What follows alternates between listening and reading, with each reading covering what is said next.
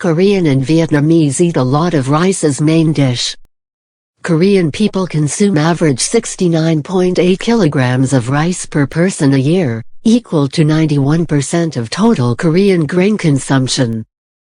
While one Vietnamese person consumes around 136 kilograms a year.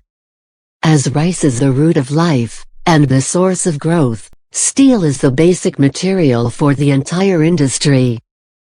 Korea's steel consumption per capita is very high. According to World Steel Association's data in 2013, Korea consumes about 1,061 kilograms, Taiwan 793, China 515, the US 300, Australia, New Zealand 235.4. The key success industries that made Korea today are manufacturing industries, such as automobile, shipbuilding, and home appliances, which consume steel as their main dish. Therefore, we could say that POSCO produces the rice of the industry. Looking back now, it is easy to trace the steps that led to POSCO's success. But at the beginning, there was no guarantee of success. After the war, South Korea was badly hurt. There were many basic infrastructure problems, like food, shelter, and education, that needed to be taken care of before any large projects like Steelworks could begin. The basic greeting at that time was, "Did you eat?"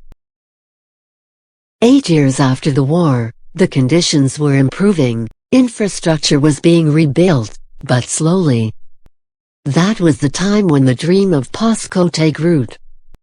Domestic production of steel would fuel national growth, provide jobs, produce materials for rebuilding infrastructure, such as roads, railways, bridges, buildings and much more.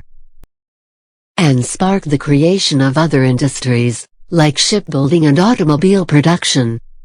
Steelmaking would be the cornerstone for South Korea's rebirth. POSCO was officially incorporated on April 1, 1968, with 34 founding members. The building of the steel plant began with high hopes, but not without hardships.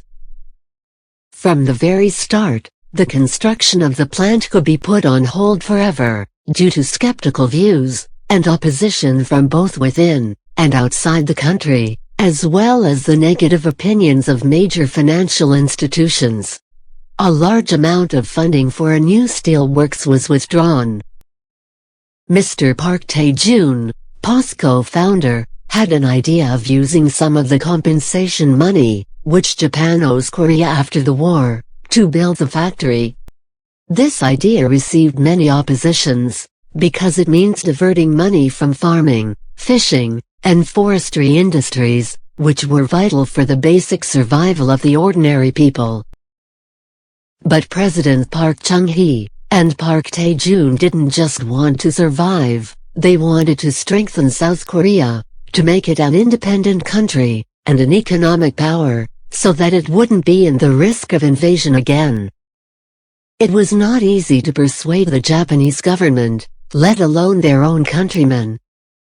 Their argument was that, by building South Korea to be a strong and independent country, which can defend itself against invading forces, Japan is protecting themselves.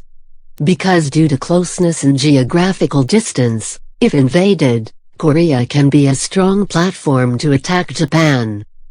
With determination and tenacity, Park Tae-jun succeeded in persuading the Japanese, and his own countrymen.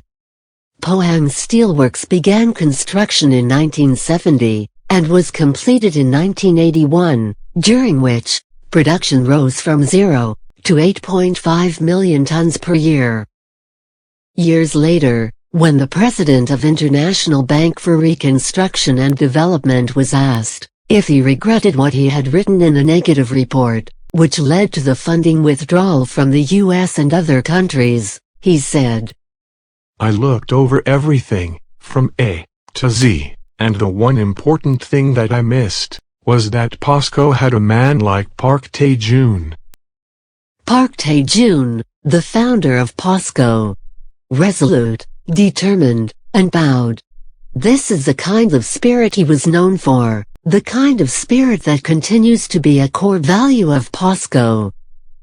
In the face of challenge, POSCO does not admit defeat. POSCO people never stop meeting challenges.